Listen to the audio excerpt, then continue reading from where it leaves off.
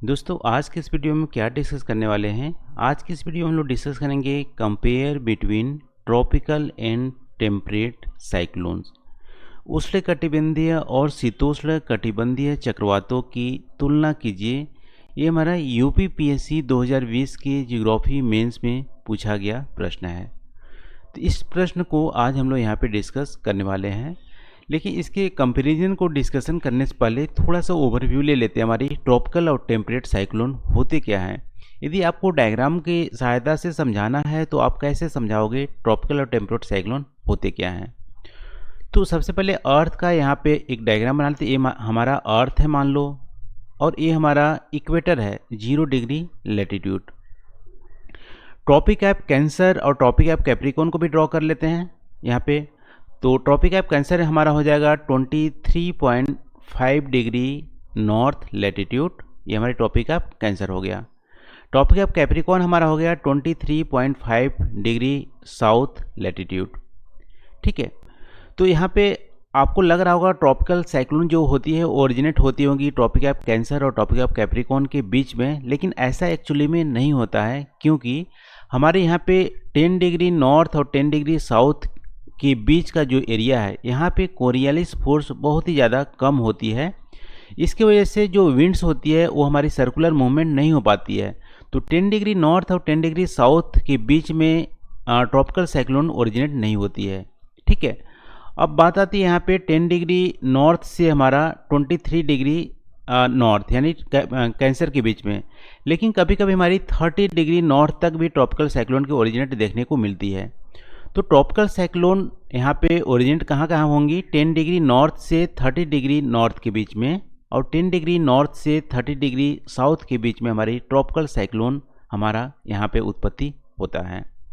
और temperate cyclone जैसा नाम से पता है हायर लेटीट्यूड में होंगी, यानी 30 डिग्री से बियॉन्ड इधर पोलवर के साइड हमारी टेम्परेट साइक्लोन हमारी ओरिजिनेट होती है। ठीक है, और इसके अलावा ट्रॉपिकल जो साइक्लोन है यहाँ पे, चूँकि मेरे को पता 10 डिग्री नॉर्थ और 30 डिग्री नॉर्थ के बीच में यहाँ पे जो सन होती है लगभग में कभी ना कभी ओवरहेड करती है। तो जैसे ये ITCZ जो हमारी 10 डिग्री से 30 डिग्री के बीच में आती है ITCZ, और इंटेंस हमारे हीटिंग होती है, तो हीटिंग की वजह से हमारी ट्रॉपिकल साइक्लोन ओरिजिनेट होती है। तो ये हमारा थोड़ा सा ओवरव्यू हो गया। आप डायग्राम की सहायता से आप इसको समझा सकते हो। अब इसको कंपेरिजन हम लोग देखते हैं। ठीक है, तो कंपैरिजन में हमारा पहले बात करते हैं उत्पत्ति की, कि ट्रॉपिकल साइक्लोन टेम्परेट साइक्लोन की उत्पत्ति में क्या डिफरेंसेस हैं।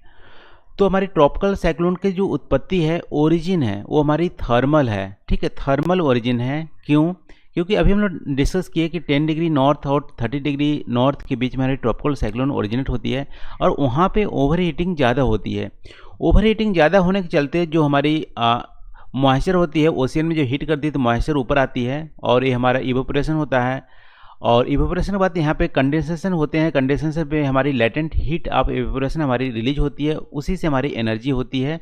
और वहाँ पे जो विंड्स होती है, ट्रेड विंड्स ITCZ जहाँ पे होती है, ट्रेड विंड्स दोनों मर्ज करते हैं, और यहाँ पे फिर जो ट्रेड विंड्स की घुमावदार हमारी जब चक्रवात बनते हैं, घुमावदार सर्कुलर मूवमेंट होने लगती है, तब हमारी साइक्लोन ओरिजिन होती है। ठीक है, तो ट्रॉपिकल साइक्लोन की जो ओरिजिन होती है हमारी थर्मल है, और हमारी ये ओशियन में होती है, और ये हमारी इंसुलेशन के कारण होती है। लेकिन टेम्परेट साइक्लोन की जो हमारी ओरिजिन है वो हमारी डायनामिक है, क्योंकि टेम्परेट साइक्लोन हमारी हायर लैटिट्यूड में ओरिजिन होती है, और वहाँ पे क्या होती है, इंसुलेशन कारण ना होकर हमारी एयर मासेस की जो शिपमेंट होती है।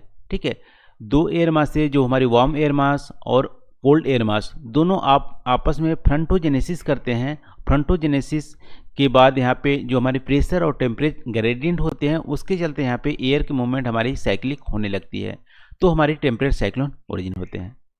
ठीक है, तो सिंपली यहाँ पे पहला कंपेरिजन क्या है, ओरिजिन आप यहाँ पे डाल सकते हो। तो ट्रॉपिकल साइक्लोन थर्मल ओरिजिन है, क्योंकि सन की इंसुलेशन के कारण ये ओरिजिनेट होती है। टेम्परेट साइक्लोन की ओरिजिन हमारी डायनामिक है, क्योंकि ये हमारी एयर मासेस की कन्वर्जन से फ्रंटोजेनेसिस से हमारी ओरिजिनेट होती है टेम्परेट साइक्लोन। तो पहला हमारा मेजर डिफरेंस हो गया ओरिजिन में, उत्पत्ति में।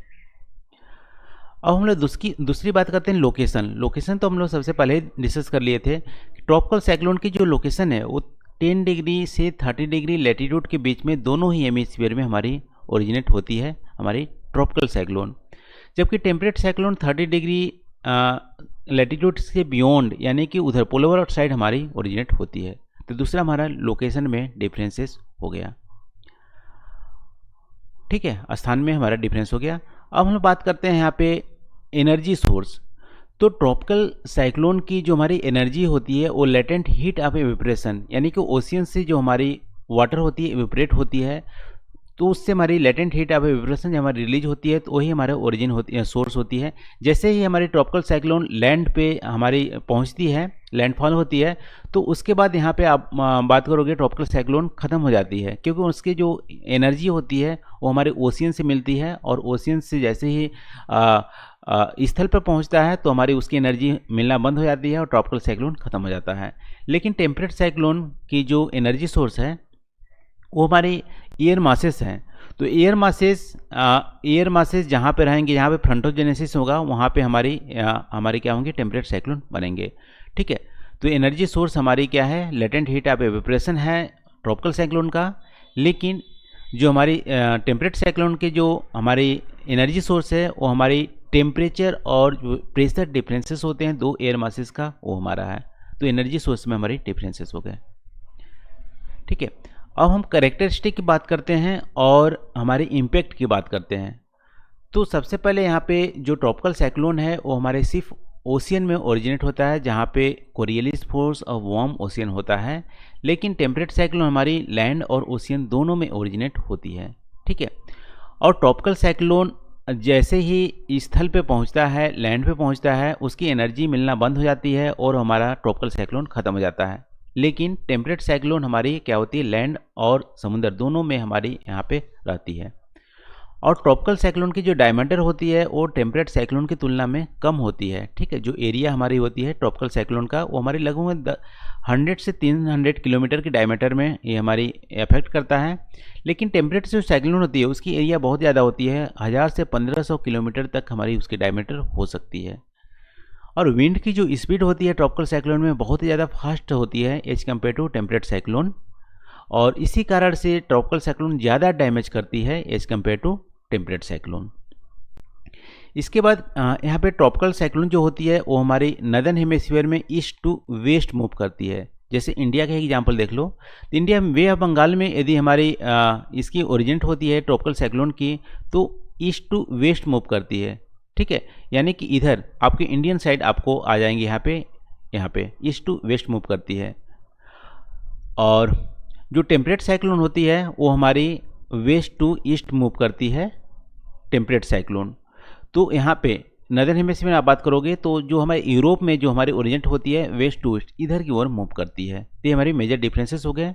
इसके अलावा ट्रॉपिकल साइक्लोन जो होती है इसकी मूवमेंट जो होती है, रोटेशन होती है, ये हमारी क्लॉकवाइज होती है, ठीक है। तो यहाँ पे जो बे ऑफ बंगाल में जो ट्रॉपिकल साइक्लोन ओरिजिनेट होती है हमारी क्लॉकवाइज जाती है और इसकी हमारी एंटी क्लॉकवाइज हो जाती है। तो ये हमारी मेजर डिफरेंसेस हो गए ट्रॉपिकल और टेम्परेट साइक्लोन में। तो आज की इस वीडियो में बस इतना ही दोस्तों। आई होप यहाँ पे जो हम लोग डिस्कस किए हैं आपको समझ में आए होंगे और आपको वीडियो अच्छी लगी होगी। तो कमेंट करके आप जरूर बताना वीडियो कैसी लगी। Thank you for watching. मिलते हैं अगले वीडियो में नए टॉपिक के साथ। Thank you.